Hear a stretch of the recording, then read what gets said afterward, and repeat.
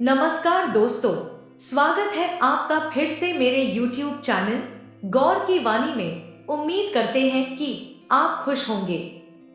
आपने अपनी जिंदगी में यह महसूस किया होगा कि जो लोग अच्छे कर्म करते हैं, जो अच्छे काम करते हैं, वो लोग परेशान रहते हैं और उसके विपरीत जो लोग बुरे कर्म करते हैं वो खुशी से रहते हैं। अच्छे कर्म करने वाले इंसान हमेशा परेशान रहता है कि आखिर उसको इतनी परीक्षा क्यों देनी पड़ रही है। हम रोजाना भगवान के नाम का जाप करते हैं, मंदिर जाते हैं, अच्छे कर्म कर रहे हैं, तब भी हम परेशान रहते हैं। और जो लोग धर्म की राह में नहीं हैं, जो लोग मंदिर नहीं जाते, भगवान का नाम जाप नहीं करते, वह लोग खुश हैं और अपनी जिंदगी का लुत्फ उठा रहे हैं। अगर आपके मन में भी यह सवाल आया है तो आज हम आपको इसका जवाब देंगे, क्योंकि यह सवाल बहुत से लोगों के मन में आता है।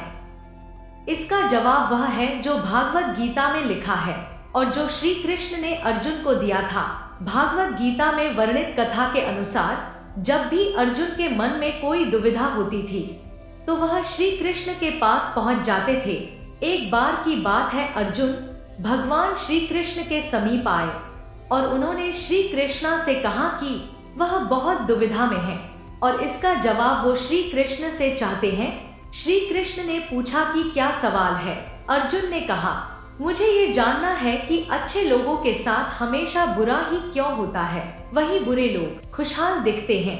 अर्जुन के मुंह से ऐसी बातें सुनकर श्री कृष्ण मुस्कुराए और कहा, मनुष्य जैसा सोचता है और महसूस करता है वैसा कुछ नहीं होता है, बल्कि अज्ञानता की वजह से वो सच्चाई नहीं समझ पाता है। अर्जुन उनकी ये बात समझ नहीं पाए। इसके बाद श्री कृष्ण ने अर्जुन से कहा, पार्थ मैं तुम्हें एक कथा सुनाता हूँ, उसे सुनकर तुम समझ जाओगे कि हर प्राणी को उसके कर्म के हिसाब से ही फल मिलता है।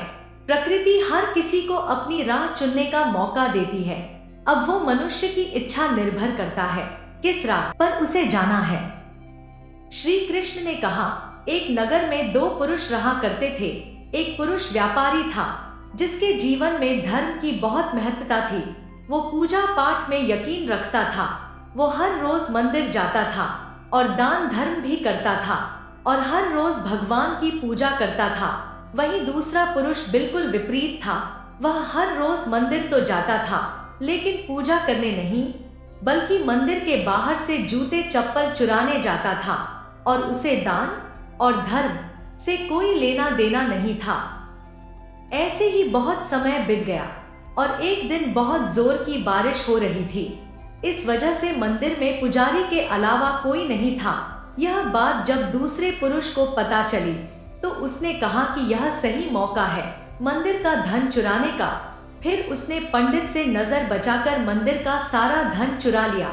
उसी समय वह दूसरा इंसान जो रोजाना पूजा पाठ करता था वह भी वहां पहुंच गया। दुर्भाग्य से मंदिर के पुजारी ने उसे ही चोर समझ लिया। फिर पुजारी जोर जोर से चिल्लाने लगा। उस पुजारी की आवाज सुन वहां बहुत से लोग आ गए और फिर उस इंसान को बहुत मारा।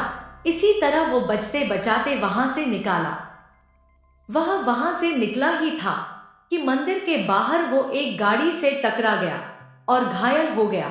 फिर वो व्यापारी जख्मी हालत में अपने घर जाने लगा तो रास्ते में उसकी मुलाकात उस पुरुष से हुई जिसने मंदिर से धन चुराया था।